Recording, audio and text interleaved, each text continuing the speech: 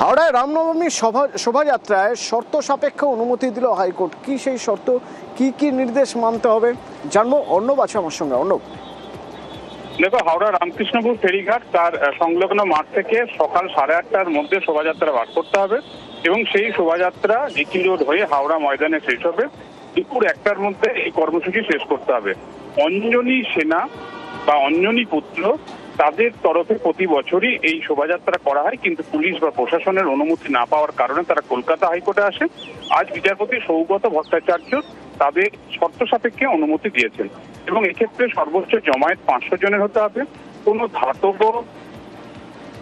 অস্ত্র রাখা যাবে না মিছিলে এবং একই সঙ্গে পুরো মিছিলটার মধ্যে একটা শৃঙ্খলাবদ্ধ মিছিল থাকতে হবে এবং একই সঙ্গে অন্যান্য যে সমস্ত স্ট্যান্ডার্ড প্রোটোকল থাকে এই ধরনের মিছিলের ক্ষেত্রে সেগুলি থাকবে, যেমন পুলিশ পর্যাপ্ত থাকবে, police law and order maintain করবে। অর্থাৎ সকাল 8:30টা থেকে দুপুর 1টার মধ্যে রামকৃষ্ণপুর যে ফেরিঘাট, সেই ফেরিঘাটের কাছ থেকে জিটি রোড হয়ে হাওড়া ময়দান পর্যন্ত অঞ্জনী পুত্রে তাদের রামনবমী শোভাযাত্রায় অনুমতি দিল কলকাতা হাইকোর্ট। ধন্যবাদ।